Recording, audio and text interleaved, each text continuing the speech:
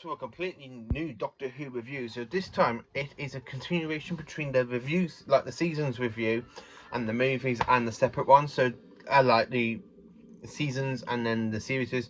So this time I'm doing the one in between the two from season 26 and of course series 1, which is going to be the movie. So I'm doing this with like the as I'm doing with the other stories. So the movie. How can I start off? So, we have a very cool opening sequence to the movie. We have the Doctor saying, "It was on the planet Skyrim and my old enemy, the Master, was finally put on trial." Fantastic thing from Paul McGann to actually say it in the recording booth. Now, this kind of film has two basically release dates. We have the 12th of May 1996 for the Americans, and then of course for us in the UK, we have the 27th of May. So we had to wait a few extra days for us to get broadcast on the movie. Now, the movie is, believe it or not, it's actually the same age as I am. Coming up to 25 years of having the movie for us in the UK. I'm literally 11 days older before the movie was actually broadcast for us in the UK, because as the Americans had it first. So what can I tell you about the movie? So basically, with the remains of the Master inside the Doctor's Tardis, and the Master and the remains basically just break out of the cage, and you see like this kind of snake sort of thing going into the console and then making it like explode and making the TARDIS materialize on Earth in San Francisco in 1999 on the 30th of December. And of course, we have this whole introduction to Lee and his gang, and they all get shot. And then you have like the TARDIS basically appearing. Really interesting, basically. I actually do like it, where you have the like gunshots for them to try and kill Lee. And you just like have him and his gang shot. And then of course you have that massive, fantastic build up to hear that sound of the TARDIS just basically as the TARDIS materializes, and you have that fantastic music. I think it's like this one where you have that kind of like God sound music, and you have the TARDIS going, the actual proper materialization. And then of course the Doctor steps out and he gets shot. And anyway, he's taken into hospital. The Master's essence end up going into the ambulance in with him as well. Basically, why the Doctor has died in theatre by the idiot of the humans, the nurses and stuff, trying to bring back this, trying to save the Doctor's life, but they actually end up killing him, and then he destroyed the regeneration process. But hey-ho, it doesn't actually happen that way. And you have that regenerate, and then in the morgue, you have that fantastic regeneration sequence where you have like a bit like Frankenstein.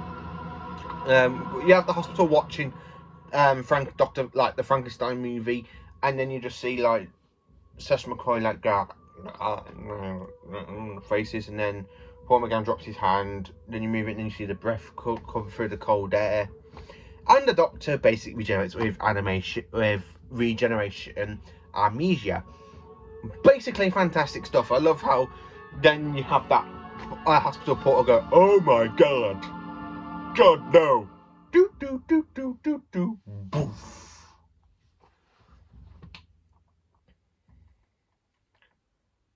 I do basically find that a lot funny. It's just like, "Oh my god, God no, do do do do." That is a bit funny. And you just have the 8th Doctor just standing there. It's absolutely hilarious.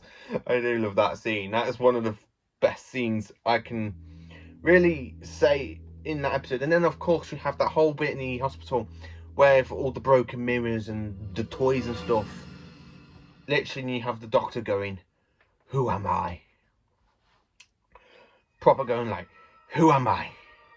And then, of course, in the meanwhile, the essence of the Master jumps into this human Bruce and takes over his body, where you have, like, Lee ran off with the Doctor's things. And the Master, of course, becomes Eric Roberts, whose performance as the Master ain't really as good in the movie, but apparently he's supposed to be a lot good in the Big Finish stuff, like the Diary of River song, his new audio series of being the Master, and of course Masterful, which I still need to listen to them too. Well, basically them three. I absolutely love it when the Doctor goes, "Who am I?" and then he screams, goes, "Who am I?" I just kind of really enjoyed like that, and then you have him regenerate. Right, so basically in this story, the Doctor's like trying to recover from the regeneration stuff. I love the bit with the policeman, like later on where he's letting him Grace away from the Master, because the Master, he's like that, and the Master wants to take the Doctor's meaning regeneration so the Master can carry on living. I do kind of like it when the Doctor goes to the policeman. "Would you mind if I stand away if I shoot myself, officer?" And he goes, "What?" He goes, "Excuse me a minute, Grace. I have come back before your eyes. I can help back death." I just absolutely love that line, how the Doctor trying to make Ace act like he's immortal. And then you have that whole motorbike kind of sequence, and going to the atomic clock, take out the piece what they need to put back in the Tardis so they can actually close the Eye of Harmony before the future is wiped out through the Eye's Harmony's power. I absolutely do love this actual movie. It's really entertaining. I love that Swiss McCoy comes back like for the first 10 minutes of it, just so they can film the regeneration sequence. That is actually cool. I do love how they brought back McCoy. I would have wished they would have brought Paul McGann back for Eccleston so they can actually do the regeneration scene, but then we know we would not have Day of the Doctor with John Hurt or Night of the Doctor. And of course we have the whole fantastic sequence of the TARDIS, like in the TARDIS, where I think they kind of used like a church sort of thing to film like the Eye of Harmony bit. I'm not too sure where the console room's filmed. No, I know Paul McGann actually loved the TARDIS console room in the movie because he's had a few pictures of the prop out since then. I don't know where it's even stored, to be honest. I know it's not stored with the BBC. I think it could be stored with Fox, something like that. And then, of course, you have the Master kissing Grace so he can unpossess her and try and steal the Doctor's lives through the Eye of Harmony. It's really interesting, actually. I like how you have like the Eye of Harmony where it just like goes like that, just opens like that, and in the eyes, just like this blue light flashes in the Doctor's eyes, and the Doctor's like there, proper chained up because he can't escape. And then you have the Master going, "I'm going to steal your lives, Doctor. I can hear your thoughts. I can hear your memories. Oh, like that." It's just like, ugh.